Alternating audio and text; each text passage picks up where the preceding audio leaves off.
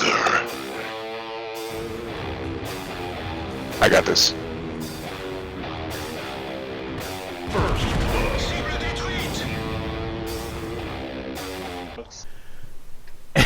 Hey folks, this is ioEther, and we're back with some more World of Tanks.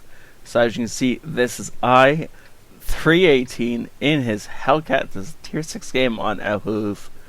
And let's get this rocking and rolling. This game starts out a little weird, as Legion apparently thinks he's I don't know what he's thinking. Maybe he's trying some new streamline thing, or maybe he's confused. I don't know. Well, while he's figuring out what he wants to do, I'm going to talk a little bit more about how you guys can support the channel, because of course this is this channel is supported by you, the viewers, and the fans. That's the only way this thing keeps going. So if you do want to support the channel, then my Game Wisp link is in the description below, which does help out quite a bit, and it lets me give you guys perks for helping me out. And so yeah, that would be great. Otherwise, the like button is always there. And nowadays, figured out which way he has to be pointing his turret in order to shoot the enemy. He puts his first shot into the tracks of the Panzer III. Of course he does. And oh, I thought he was going to hit that Chaffee, but apparently he just barely missed. Now he's hanging off the edge of this cliff. We're less than a minute or 2 minutes into this game, and just barely over a minute, and we've already lost 2 tanks, a Chaffee and a Hellcat. Both of them are essentially top tier in a tier 6 game. A Chaffee might as well be top tier. It's a tier 5 scout tank, which makes it about as powerful as a tier 6 medium tank, just with less health and no armor. So yeah, essentially we've lost 2 of our top tier tanks. They started off with a lot more tier 6s than we did to begin with. Half their team is tier 6s, whereas we had about a third of our team as tier 6s, so that's an unfortunate disadvantage that we couldn't really afford to lose. And now we managed to put one into Hellcat and then snipe the T-67 out. And we already have a Hellcat in our midst. Nobody guarding this side. The Hellcat is flanked around, and the Trisha 1 is going to have to take him out. Should be able to. Panzer III on the move. Can we hit him? Can we hit him? Lead him? No. Okay, that's fine. Just leave him alone. He's not really a threat down there. As Legion searched around looking for a new target. I do kind of wish he'd pull out of the... There we go. Pull out of the sniper view when looking around. But I do understand the urge, and occasionally when I'm a little bit not thinking straight, I do the wander around in sniper view, but it's just less effective than if you pull out to the standard view and then zoom back in again when you have a target. Can we hit this SU-100 as he runs? No. Unless he does something stupid. Of course, if he stops just as we fire, then that doesn't help when you're leading the target. And the blind fire misses because apparently the SU-100 ran away again. Now we're not really losing this at this point in time, but I'm gonna pause it so I can illustrate something. This whole side of the map is gone as far as our team's concerned. Our entire team is down this side. So as much as the numbers at the top of the screen and on the sides say we're not losing, it's more or less an illusion right now. We're about to be overrun. There is no way Legion can stay in this position and win the and in any case, no matter what he does, staying there will mean he dies. We just lost the T-67 in the middle of the field. Our Cromwell and our M4 are basically out in the open.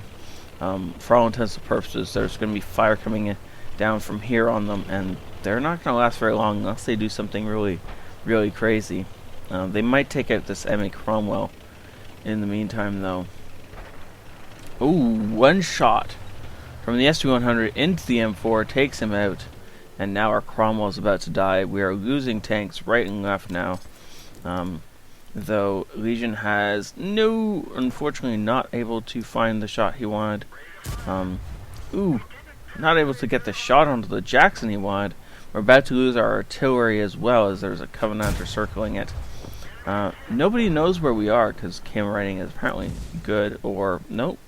Jackson is just firing blind or clutch at us, not actually aiming. Apparently, that's okay. Chaffee gets himself taken out, and again, it's fine. Legion is I dare say he might be panicking right now. I mean, he has most of the enemy team take out by himself. He's got a T-67 who's in a okay position, and an artillery who's in an okay position. But there's still enemy artillery, don't forget. So if we get hit by that, we are probably going to die. No! Enemy artillery takes out our artillery. Crap. That was our one, like, ace in the hole. Now, I guess the other... Oops. I didn't actually mean to pause it right there. Other ace in the hole is the T-67 that's currently going to kill the SU-100. SU-100 doesn't have a turret. T-67 does. That should be an easy battle. The SU-100 is running. Okay. Well, whatever. Oh. Seriously? SU-100 managed to win that. So briefly, for a small period of time, that was 1 versus 5. So if Legion can pull this off, he pulls off a Colobanos medal. Firefly runs out in the open, easy kill, no questions about it. Jackson is just going to wander out through a line of fire. Well, yeah, sure, we'll kill him too. Why not? There's only 2 enemies left on the board. There's a KV-1S somewhere below us, and then there's the enemy artillery. Now you have to remember the AMX 13F3 is actually really fast. It's fast enough to relocate if he wants to. So while there we go. And Legion stops to tell the enemy team that he only has gold left, which he does. He has 1 HE shell and 9 gold rounds left, which really starts to mean that every shell has to count. Not because not because look at that. See, that's what I was saying about the artillery having speed, able to get around the entire board and into a spotting position for his KV-1S. And now we're in a bad spot with the artillery on one side of us and the KV-1S on the other. KV-1S only has to hit. Wait, it only did 160 damage. I must have a small gun. I don't remember what the gun on the KV-1S does, actually. Backing around the hill, I don't approve of this, per se, but it worked out well enough. The camo value on the Hellcat is decent enough. He's got a camo net and binocs on, and so he sees the KV-1S coming from a long way off and kills it without needing to worry. Now he's going to have to worry a little bit about the artillery. Yes, he has 7 shots left of premium. I would probably load an HE shell right now. Ooh, it just got lit. Whoa, Artie was really gunning for us. Now you do notice the Artie has the little gun on, so probably don't need to fear him quite as much. I don't understand why Legion's turret is pointing the wrong way, but okay. This is Legion in control of the camera, so he was looking at the right target, but had his gun pointed in the opposite direction. I'm going to assume that was a little mistake of nerves. Missing that shot's bad, but the enemy misses his, so stop and kill him. This should be the end of the game. Now you do have to remember with the small gun, he does reload faster than you may think he does. But ramming a Hellcat and artillery is not a bright idea. Especially an artillery as light as this one.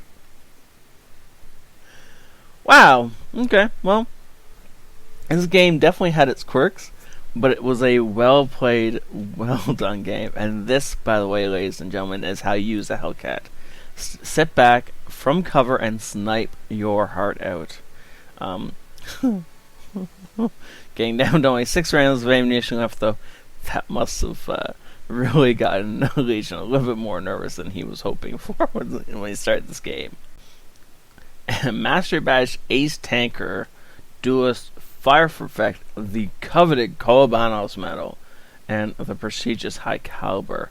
that was well done. Of course, the Top Gun, though, that is almost guaranteed. When you get a Calabanos, if you don't get a Top Gun, really, what's wrong with you? Unless you've done something insane, like, say, cap out a victory against 5 opponents, you really should end up with a Calabanos and a Top Gun. But you can see just how much damage Legion did compared to the rest of his team. His team really didn't do a whole lot. The T-67 from the other side of the valley in a decent amount of cover actually did a significant amount of damage, but should never have died to an SU-100. The fact that the SU-100 got top experience on the enemy team is definitely some props to him. He deserved that. He outplayed a T-67, which is not easy to do in a non-turreted tank destroyer. And this was a brilliant game. Thank you so much, Legion, for sending this in. This was just a joy to watch, and I hope you keep saying it. I'm sorry that you earned so little money off this, though, because of course you fired so many premium rounds because he just ran out of standard rounds. I do have one thing. Next time when you get to the end and you're running out of your regular rounds into your gold, you use some of that HE. You had one HE round against the artillery at the end. That would have been perfect. Heck, you could have actually used that HE round against several of the enemies that were on so low health that an HE round, even if it hadn't penned, would have just killed them with the splash damage, so to speak. Things like the Jackson on like 37 health or whatever. That would have been perfectly suitable for an HE round, but understandable that you may not have been thinking that at the time. Either way, that was beautifully played. Thank you so much for sending this in. Thank you all for watching. Do remember, if you want to support the channel, which is supported by you guys, then my game list link is in the description below. And have a great night. This is ioEther out.